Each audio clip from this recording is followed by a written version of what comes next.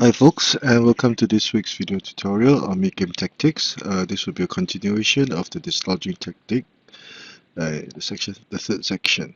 This is a very short example, but it's also quite a nice example on demonstrating the tactic of dislodging enemy material that is not in direct contact.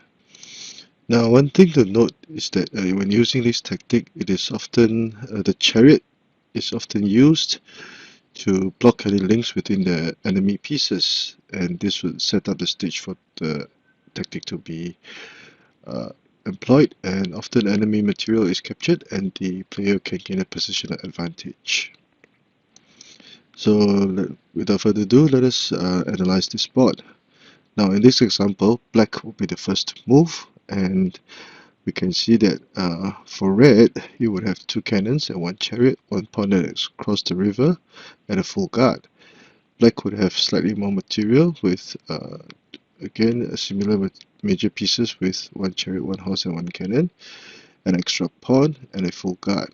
However, red was already attacking, and there was already a corner cannon over here, threatening the black king on the bottom rank.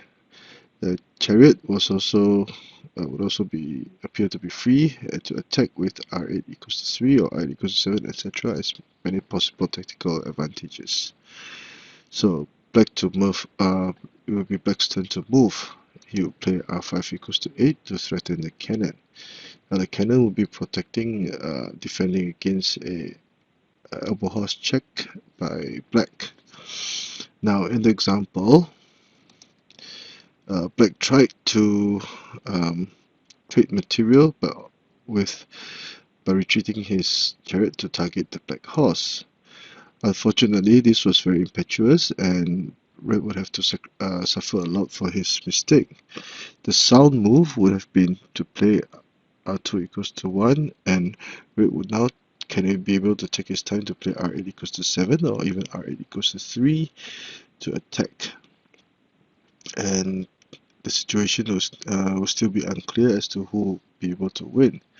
Unfortunately, because r8 plus r8 minus 4 was played, this allowed black to utilize the tactic of playing r8 plus 3.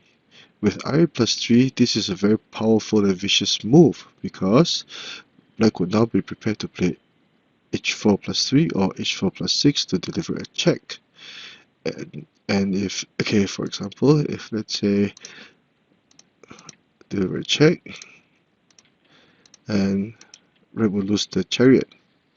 And losing the chariot would be equivalent to losing the game at this point in time because black's remaining attacking pieces are simply too strong for red's cannons, even if they were linked, and pawn, because all this material can be taken out very easily.